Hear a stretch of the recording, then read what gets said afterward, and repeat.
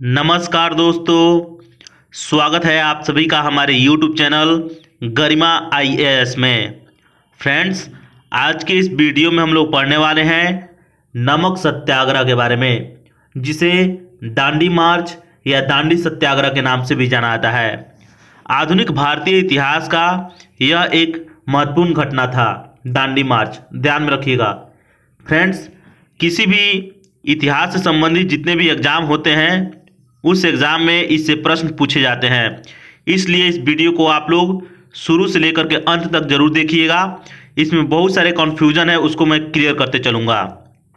तो चलिए शुरू करते हैं। फ्रेंड्स, मैंने ऊपर में लिखा हुआ है सविनय अवज्ञा आंदोलन। यह क्या था, इसको थोड़ा सा समझ लीजिए। सविनय का मतलब होता है कि विनय पूर्वक, यानी हम आपको कोई भी हानि नहीं पहुंचाएंगे। हम आग्रह पूर्वक निवेदन करके आपकी बातों को नहीं मानेंगे। आपको जो करना है कर लीजिए, हम विनय पूर्वक आपकी बातों को नहीं मानेंगे, यानी उसकी अवज्ञा करेंगे। ठीक है, ये समझ में आप लोग को आ गया होगा। यानी विनय पूर्वक अवज्ञा करना, बातों को नहीं मानना, उसी को सविनय अवज्ञा कहा जाता है।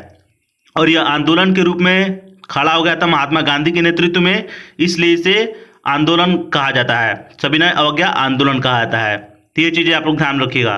तो सविनय अवज्ञा आंदोलन में ही एक यह घटना जो थी नमक सत्याग्रह, यह सविनय अवज्ञा आंदोलन का ही भाग है। हुआ क्या था फ्रेंड्स कि जो नमक था, समझ लीजिए इसको स्टोरी क्या था। नमक जो था फ्रेंड्स, वह ब्रिटिश सरकार को बनाने की एक अधिकार दे दिया गया। केवल और केवल ब्रिटिश सरकार जो भारत में शासन कर रही थी वही नमक बनाएगी। पहले क्या हुआ करता था कि भारतीय लोग भी नमक बनाते थे, बिजनेस उसका करते थे, व्यापार करते थे, और उस पर टैक्स भी कोई नहीं लादा गया था, यानी उस पर कोई कर भी नहीं था। लेकिन नमक कानून के तहत क्या हुआ, नमक कानून ब्रिटिश सरकार के द्वारा लाया गया और उसमें कहा गया कि अब केवल और केवल ब्रिटिश सरकार ही नमक बनाएगी और उस पर टैक्स भी ला देगी। इससे क्या हुआ कि गरीब जो लोग थे वे लोग नमक से वंचित हो रहे थे, क्योंकि आप सभी को पता होगा कि खाना का एक अहम हिस्सा है, रोजमर्रा के दैनिक जीवन का जो एक अहम हिस्सा है नमक। अगर नमक ना मिले तो लोगों का जीना भी दूभर हो जाएगा। ये चीज़ें ध्यान में रखिएगा, बहुत तरह की बीमारियां भी पैदा होने लगेगी। तो इसलिए महात्मा गांधी के नेतृत्व में ये सारा दांडी मार्च किया गया। महात्मा गांधी ने सोचा कि क्यों ना हम नमक बनाएं। अगर सरकार कह रही है कि नमक नहीं, केवल वही बनाएगी, हम इसका विरोध करेंगे और हम नमक बना करके एक कानून का उल्लंघन करेंगे और आह्वान करेंगे देश के अन्य लोग भी नमक खुद से बनाएं और अपने उपयोग के लिए बनाएं और उसको बेचे, व्यापार करें। तो चलिए समझते हैं। इस मैप को थोड़ा समझ लीजिए, उसके बाद मैं आगे की चीज़ों को समझाऊंगा। फ्रेंड्स, साबरमती के बारे में आप लोग जानते होइएगा। महात्मा गांधी वहीं पर रहा करते थे, साबरमती आश्रम पर बहुत दिनों तक वहाँ पर ये रहे। वहीं से इस मार्च की शुरुआत की थी, दांडी मार्च, यानी यात्रा की पद यात्रा इन्होंने शुरू की थी। 24 दिनों तक यह यात्रा चला था, 24 डेज। 12 मार्च 1930 से लेकर के 6 अप्रैल 1930 तक, यानी 24 दिनों तक चला था। ध्यान रखिएगा कितना डिस्टेंस था इसके बीच। तो यह शुरू हुआ था साबरमती आश्रम से शुरू हुआ था और धीरे धीरे नीचे की तरफ आइएगा इधर तो दांडी पड़ेगा। दांडी दमन से कुछ ऊपर पड़ता है। दमन एक जगह का नाम है, आप सभी को पता होगा, गुजरात में पड़ता है। तो उसके ऊपर में दांडी पड़ता है। वहां पर आकर के समुद्र के किनारे महात्मा गांधी ने वाष्पीकरण विधि के द्वारा नमक को बनाया।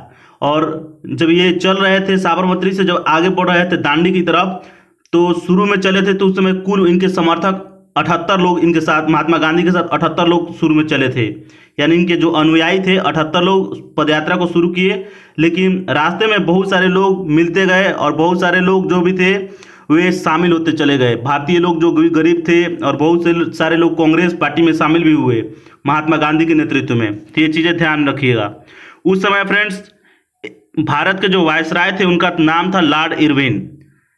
ध्यान रखिएगा, इन्हीं से बोले थे कि आप नमक कर को हटा दीजिए। महात्मा गांधी ने 11 सूत्री मांगों को रखा था और यंग इंडिया में प्रकाशित किया था। आपको पता होगा पत्रिका है यंग इंडिया, उसी में प्रकाशित किया था और ब्रिटिश सरकार से मांग की थी। 11 सूत्री मांगों के नाम से उसे जाना जाता है। 11 महात्मा गांधी की 11 मांगे थी।